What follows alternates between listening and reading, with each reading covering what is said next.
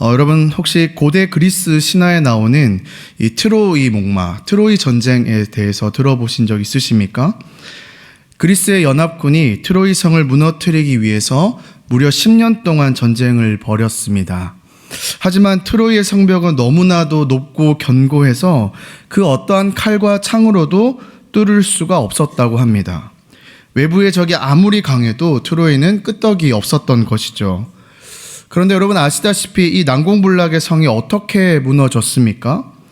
적군이 다 철수하고 남겨둔 그 나무말, 바로 여러분들이 너무나도 잘 아는 이 트로이의 목마 때문이었습니다. 트로이 사람들은 전쟁이 끝났다고 환호를 했죠.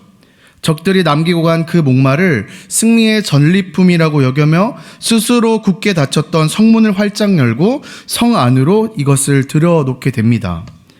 그리고 그날 밤 승리에 취해 모두가 잠들었을 때 이 목마 안에 숨어 있었던 적들이 나와서 성문을 열었고 이 트로이는 하룻밤 사이에 불바다가 되고 말죠. 10년 동안의 무서운 공격은 막아냈지만 승리감에 도취가 되어서 이 들여놓은 이 선물인 목마로 인해서 이거 하나 때문에 나라가 완전히 망하게 되더라는 것이죠. 오늘 여러분들과 읽었던 이 이사야 39장이 보여주는 이 히스기야 왕의 상황이 이와 너무나도 흡사했습니다. 아시다시피 이 히스기야는 아수르라는 거대한 적의 칼날을 계속 맞았지 않습니까? 근데 이 적의 칼날은 기도로 막아냈습니다. 또 이 전장이었던 38장에 보시면 죽을 병이라는 거대한 위기도 어떻게 이겼습니까?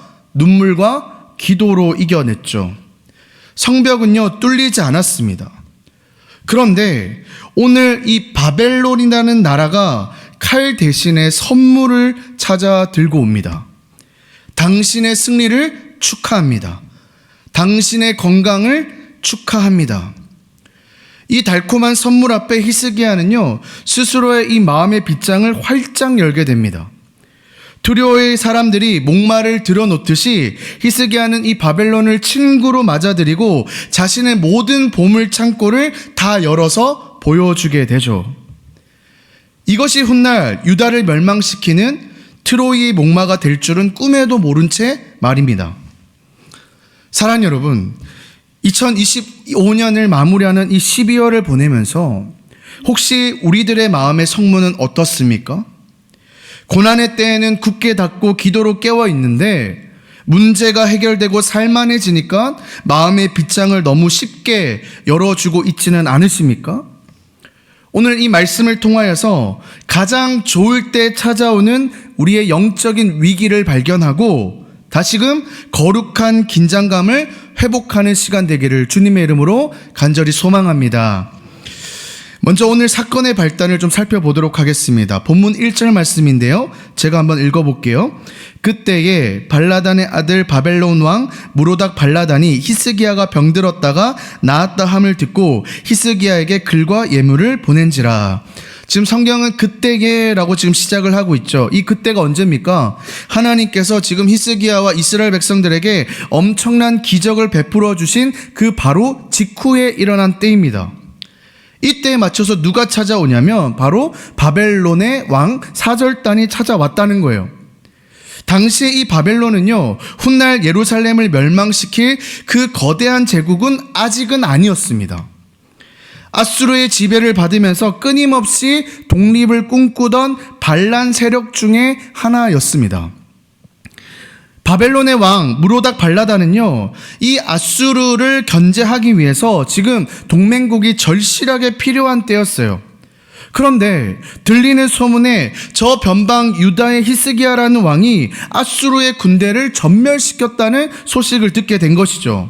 게다가 죽을 병에서 살아났다는 기이한 소문까지 들리게 된 것이죠. 그래서 이 왕은요 그들과 이스라엘 백성과 이 히스기야와 동맹을 맺기 위해서 지금 글과 예물을 사절단과 함께 보낸 것입니다. 여러분 한번 생각해 보십시오. 아수르는 이스라엘 백성들에게 어떻게 찾아왔습니까? 칼과 창을 들고 조롱과 협박을 퍼부었죠. 그때 히스기야가 어떻게 했습니까? 성전에 올라가서 옷을 찢고 베옷을 입고 엎드렸지 않습니까? 여호와여 귀를 기울여 주시옵소서라고 절규를 했습니다. 고난은요, 히스기야를 기도의 자리로 몰아넣게 됩니다. 그런데요, 오늘 이 바벨론은 다르게 찾아오는 것을 여러분 볼 수 있죠. 칼 대신에 선물을 들고 왔습니다. 협박 대신에 칭찬을 가지고 왔습니다. 뭐라고요? 왕이여, 당신은 너무너무 위대합니다. 그 무서운 아수르를 단번에 이기시다니요. 거기다가 건강까지 찾게 되시다니요. 너무너무 훌륭합니다. 여러분, 이 칭찬에 히스기야 왕이 어땠을까요? 완전히 무너지게 되는 거예요. 2절을 보실까요? 2절에 이렇게 기록되어 있습니다. 히스기야가 사자들로 말미암아 기뻐하여 그들에게 보물 창고 곧 금 은금과 향료와 보배로운 기름과 모든 무기고에 있는 것을 다 보여주었으니 히스기야가 궁중의 소유와 전 국내의 소유를 보이지 아니한 것이 없는지라. 뭐라고요? 히스기야가 사자들로 말미암아 기뻐했다라고 지금 기록하고 있습니다. 하나님으로 말미암아 기뻐해야 할 왕이 지금 자기를 알아주는 저 사절단, 저 사람들 때문에 기뻐하고 있다고 지금 기록을 하고 있더라는 것이죠. 제가 지난번 오후 예배 때 이 C.S. 루이스의 스크루테이프를 좀 소개했던 적이 있는데, 이 베테랑 악마인 이 스크루테이프가 조카인 악마에게 인간을 유혹하는 법을 알려주는 책이라고 제가 좀 소개를 했습니다. 그 책에 보시면요, 이런 기록이 있습니다. 다음 페이지 넘겨주실래요? 이렇게 되어 있어요. 사단은 우리를 고통으로만 공격하지 않는다. 오히려 모든 것이 잘 풀릴 때, 세상이 나를 칭찬할 때 그 부드러운 안락함 속에서 우리 영혼을 잠들게 만든다라고 하고 있어요. 지금이 딱 그런 상황인 거예요, 여러분. 기분이 좋아진 히스기야 왕이 어떻게 했습니까? 보물 창고며 무기고며 내탄고며 왕궁의 모든 것을요, 하나하나씩 다 보여줬더라는 거예요. 왜 그랬을까요? 단순히 금자랑을 하고 싶었을까요? 아니요. 지금 히스기야 왕에는 정치적인 지금 생각이 깔려 있습니다. 보시옵소서. 우리 유다 나라가 겉보기에는 작아 보여도 이만큼의 재력이 있습니다. 무기고를 보십시오. 이만큼의 군사력이 있습니다. 지금 나와 손을 잡으면 저 아수르를 대적할 만한 상대가 될 것입니다. 그는 지금 하나님의 능력을 의지하는 것이 아니라 이 바벨론이라는 인간적인 동맹을 의지하려고 하는 것이죠. 하나님께서 지금까지 베풀어 주셨던 그 증거들을요, 자신의 정치적인 도구로, 자신의 과실하기 위한 수단으로 완전히 변질시켜 버렸다는 거예요. 사랑하는 여러분, 오늘 이 본문을 통하여서 우리 자신의 모습을 좀 들여다보셨으면 좋겠습니다. 우리가 인생을 바닥을 칠 때 우리가 얼마나 처절하게 하나님을 찾았습니까? 사업이 부도 위기에 몰렸을 때, 건강검진에 안 좋은 결과가 나왔을 때, 우리의 자녀들이 엇나가는 그런 것들을 보고 있을 때, 우리의 가슴이 타들어갈 때, 우리는 새벽마다 눈물로 제단을 적시면서 하나님께 매달렸지 않습니까? 하나님, 한 번만 살려주십시오. 이번 고비만 넘기게 해주시면, 이 문제만 해결해 주시면 정말 주님의 뜻대로 살겠습니다. 제가 가진 것은 제게 하나도 없고요, 모든 것이 하나님의 것입니다. 그때 우리가 얼마나 진실하고 얼마나 간절하게 기도했냐는 거예요. 그런데 막상 이 하나님이 그 기도를 들으시고 파도를 잠재워 주셨을 때 어떠냐는 거예요. 숨통이 트이고 사업이 다시 궤도에 오르고 자녀들이 남보란 듯이 좋은 대학교에 합격하고 나면 그 뜨거웠던 눈물은 거짓말처럼 다 말라버린다는 거예요. 어느새 친구들과 모인 이 커피숍에서, 또 친척들과 모인 이 명절 자리에서 우리는 여러분 무엇을 말하고 있습니까? 하나님이 하셨습니다, 나는 아무것도 아닙니다 라는 고백하기보다는 은근슬쩍이 뭐예요? 나의 자랑을 끼워 넣지 않습니까? 내가 그때 시장 분석을 철저히 했더니 지금 이렇게 경제적인 상황이 좋아졌어. 내가 애들 교육을 정말 철저하게 시켰더니, 좀 독하게 했더니 우리 애들이 이렇게 잘 자랄 수 있었어. 역시 사람은 줄을 잘 써야 돼. 내가 가진 이 인맥 때문에 지금 이렇게 내가 잘 살 수 있는 것이야. 우리가 입으로는 다 은혜죠, 은혜입니다 라고 말을 하지만 우리 속마음 깊은 곳에서는 나의 노력, 나의 지혜, 나의 운을 계산하고 있지는 않으십니까?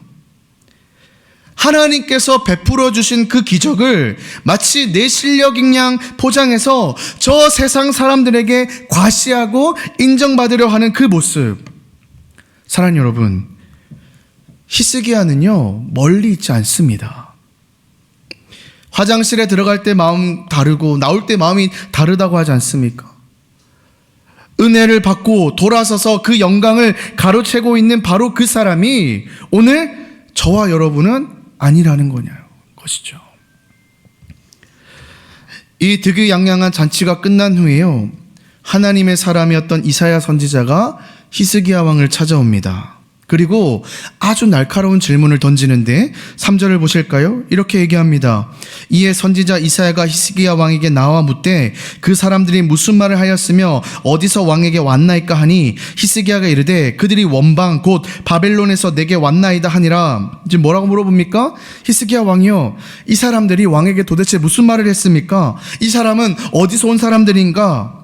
그때 히스기야가 뭐라고 대답합니까? 그들은 저 원방, 저 먼 나라에서, 바벨론이라는 나라에서 온 사람들입니다. 그런데 여러분, 이 내면에는 어떤 뉘앙스가 깔려 있는 줄 아십니까? 은근한 교만이 깔려 있는 겁니다. 선지자님, 저 멀리 있는 바벨론도요 저를 알아보고 이렇게 찾아왔습니다 라는 그 우월감이 들어가 있다는 거예요. 하지만 여러분, 이사야의 질문의 핵심은 이것입니다. 4절 보실까요? 이사야가 다시 묻습니다. 4절에 이사야가 이르되 그들이 왕의 궁전에서 무엇을 보았나이까 하니, 뭐라고요? 그들이 왕의 궁전에서 무엇을 보았나이까 하니 히스기야가 대답하되 그들이 내 궁전에 있는 것을 다 보았나이다. 내 창고에 있는 것으로 보이지 아니한 보물이 하나도 없니이다 하니라. 지금 뭐라고 질문하냐면 그들이 왕의 궁전에서 무엇을 보았습니까? 라고 질문하지 않습니까? 사랑하는 여러분, 오늘 이 질문은요 성령님께서 오늘 저와 여러분들에게도 똑같은 질문을 던지는 것입니다. 올 한 해 내 직장 동료들이, 너의 이웃들이, 너의 가족들이 너에게서 무엇을 보았느냐? 너의 성공과 자랑거리를 보았느냐? 아니면 너를 도우신 살아계신 하나님을 보았느냐? 안타깝게도 히스기야는 뭐라고 합니까? 앞에다 뭐가 붙습니까? 내가 붙잖아요. 내 창고에 있는 것을 다 보았습니다.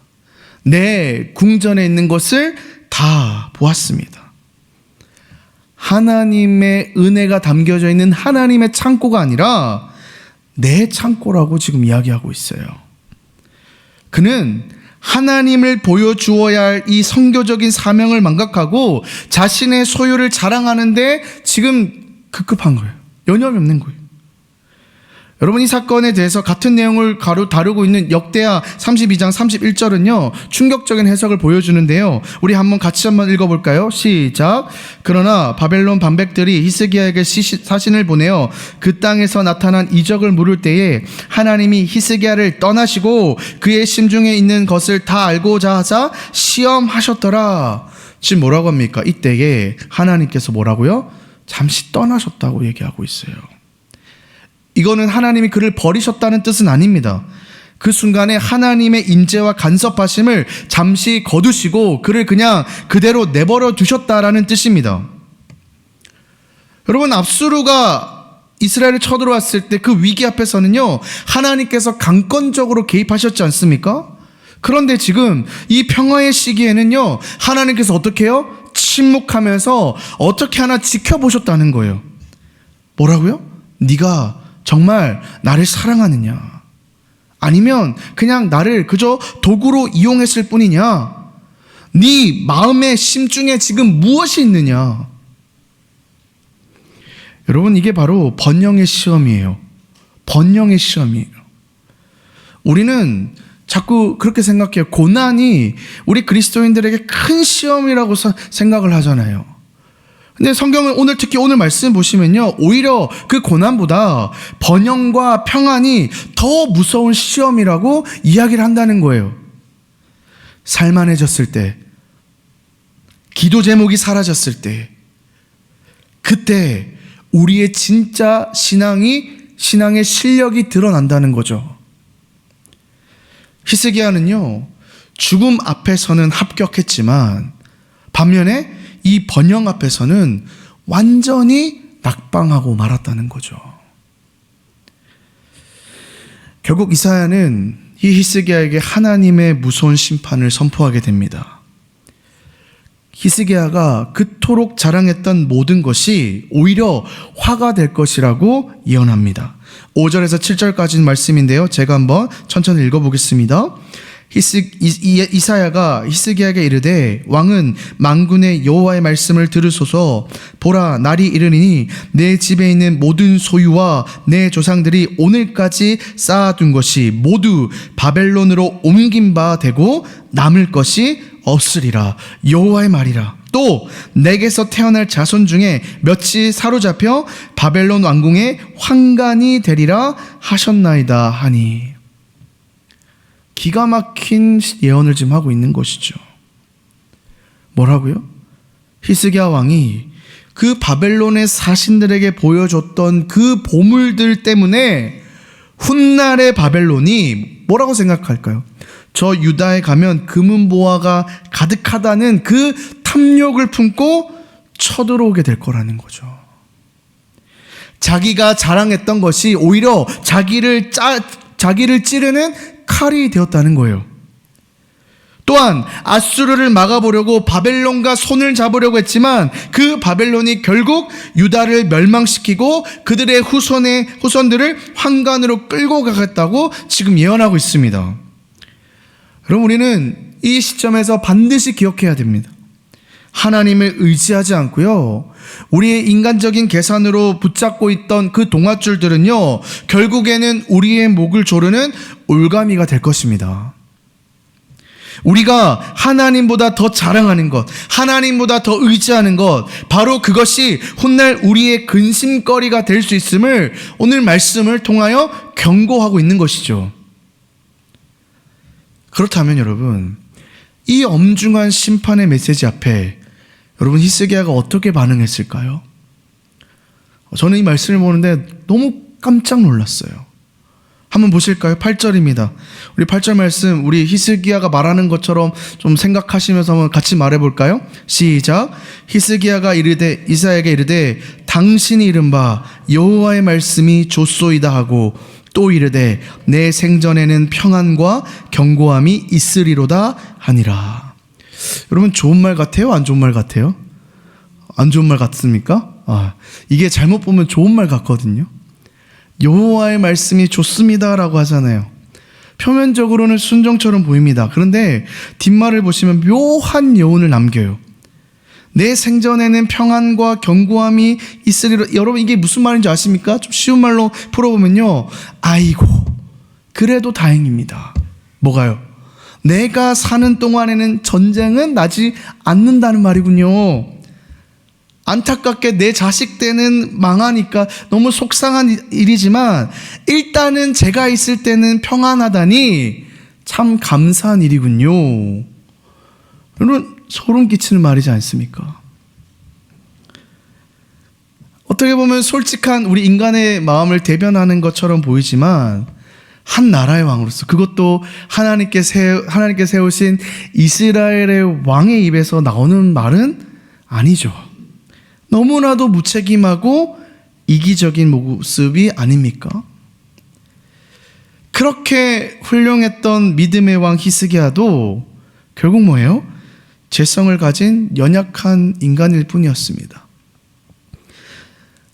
자신의 안위가 먼저고 자기의 시대의 평안이 먼저인 이기적인 존재, 이것이 성경이 고하고 있는 인간의 전적인 부패입니다.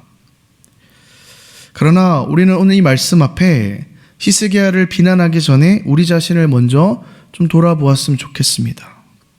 주님, 내 노후만 보장이 된다면, 내 자식까지만이라도 잘 살 수 있다면, 이 한국교회가 어떻게 되든, 우리 종암교회 다음 세대가 어떻게 되든 무슨 상관입니까? 저만 좀 평안하게 있다가 가게 해 주십시오. 혹시라도 우리 마음 가운데 이런 이기심이 자리 잡고 있지는 않으십니까? 히스기야의 이야기는 오늘 39장에서 이렇게 쓸쓸하게 마무리가 됩니다. 이것은 우리에게도 중요한 사실을 알려주는 것 같아요. 결국에는요, 인간 왕에게는요, 소망이 없습니다. 우린 왕이 아닌데요? 아니죠, 여러분. 내 마음에 하나님을 왕으로 모시지 못한 사람들은 결국 뭐예요? 나라는 왕의 지배를 받으면서 살아가고 있지 않습니까? 인간인 왕을 섬기는 자들은요, 히스기야 왕과 별로 다를 바 없지 않을까요? 아무리 훌륭하다고 얘기했던 다윗도요, 히스기야도 결국 불완전하며 우리를 결국 구원할 수 없습니다. 사랑하는 여러분, 말씀을 좀 맺겠습니다. 오늘 우리는 히스기야 이야기를 보면서 깊은 탄식을 하게 됩니다. 그토록 많은 기도를 드리고 그토록 엄청난 기적을 체험했던 왕이 어쩌다가 이렇게 허무하게 무너졌을까요? 그는요, 하나님을 배신하려고 작정하고 떠난 사람이 아니었습니다. 그저 병이 낫고요, 또 그러다 보니까 나라가 평안했고요, 또 자신을 알아주는 이웃 사절단이 와서 기분이 좋았을 뿐이에요. 그 자연스러운 기쁨 속에서 교만이 안개처럼 그의 마음 안에 스며들게 됐고요, 하나님을 잊어버리는 방심이 독버섯처럼 자라나게 된 것이죠. 앞서 말씀드렸던 이 C.S. 루이스가 또 이런 얘기를 했습니다. 한번 보실까요? PPT 좀 보여주십시오. 가장 확실하게 지옥으로 가는 길은 벼랑 끝에서 떨어지는 길이 아니다. 그것은 천천히 부드럽게 아무런 표지판도 없이 경사도 완만하게 이어지는 내리막길이다. 여러분, 사단은요, 우리를 갑자기 절벽으로 밀어내지 않습니다. 오히려 하나님이 그런 방법을 쓰시죠. 고난이라는 걸 주실 때요. 대신 오늘 히스기야 왕처럼 이 성공이라는 이름의 완만한 내리막길을 걷게 하시는 겁니다. 이 정도면 괜찮겠지. 내가 이룬 건데 이 정도쯤 자랑하는 거 뭐 어때? 이제 좀 살만하니까 내가 기도생활, 신앙생활 좀 쉬어도 되겠지. 그런데 여러분, 아무렇지 않게 걷다 보니까 어느새 뭐예요? 하나님이 계셔야 될 그 자리에 나의 보물, 나의 업적, 특별히 나의 자존심만 덩그러니 남게 되더라는 거예요. 여러분, 이게 바로 망하는 길이라는 거죠. 그렇다면 여러분, 이 완만한 내리막길에서 멈춰설 수 있는 비결은 무엇일까요? 다른 거 없는 것 같아요. 바로 주인이 누구인지를 기억하는 겁니다. 여러분들의 주인은 누구입니까?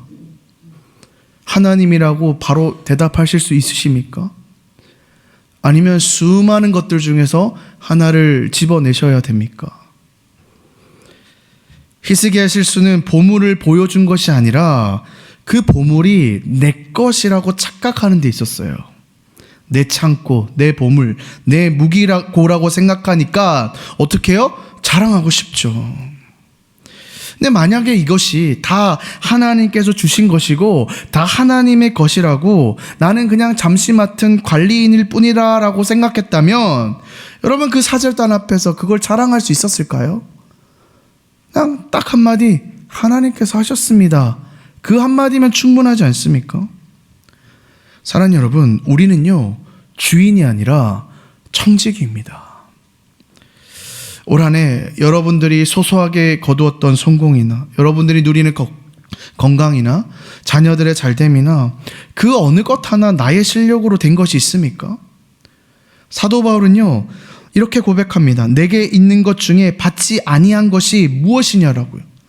네가 가진 것 중에, 내가 가진 것 중에 하나님께 받지 아니한 것이 무엇이 있느냐라고 얘기합니다. 우리는 이 질문 앞에 서야 합니다.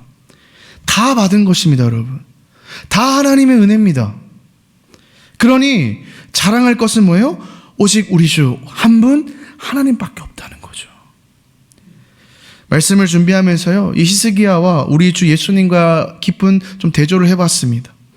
히스기야는 자기를 찾아온 이방인들에게 화려한 보물 창고를 보여주시면서 자신을 과시했습니다. 그러나 그 결과는 멸망이었습니다. 그러나 우리가 너무나도 사랑하는 예수님은 자기를 찾아온 무리에게 여러분 무엇을 보여주셨습니까? 화려한 금관이 아니었습니다. 주님께서는 부활하신 이후에 제자들에게 못 박힌 손과 창자국 난 옆구리를 보여주셨지 않습니까? 세상의 왕은 내가 이만큼 가졌다라고 자랑할 때 만왕의 왕이신 예수님은 내가 너희를 위해 이만큼 버렸다, 이만큼 사랑했다는 상처를 보여주셨습니다. 성탄을 기다리고 있는 이 12월에 우리가 붙들어야 될 것은 명확합니다. 히스기야처럼 내 때에만 평안하면 된다는 그런 이기적인 평안이 아닙니다. 세상 사람들이 부러워할 만한 금은보화도 아닙니다. 우리는 사도 바울이 갈라디아에서 외쳤던 이 고백으로 돌아가야 돼요. 우리 마지막으로 갈라디아서 6장 14절 우리 같이 함께 한 마음으로 읽어볼까요? 같이 읽겠습니다. 시작. 그러나 내게는 우리 주 예수 그리스도의 십자가 외에 결코 자랑할 것이 없으니 그리스도로 말미암아 세상이 나를 대하여 십자가에 못 박히고 내가 또한 세상을 대하여 그러하니라. 아멘입니까? 이제 세상으로 가는 여러분들께 묻습니다. 세상이 여러분에게 당신의 인생의 보물이 무엇입니까? 라고 물으면서 다가올 때 여러분은 창고의 문을 열어 무엇을 보여주시겠습니까? 통장을 보여주시겠습니까? 자녀들의 성적표를 보여주시겠습니까? 아니면 나 같은 죄인을 살리신 예수 그리스도가 내 인생의 최고의 보물입니다 라고 하며 당당하게 예수님을 보여주시겠습니까? 바라기는 우리 종암제일교회 모든 성도님들이 이 바벨론의 달콤한 유혹 앞에서도 헛된 것들을 자랑하지 않고 오직 내 안에 계신 예수 그리스도, 그 십자가의 은혜만을 자랑하는 참된 하나님의 사람들이 되시기를 주님의 이름으로 간절히 소망합니다.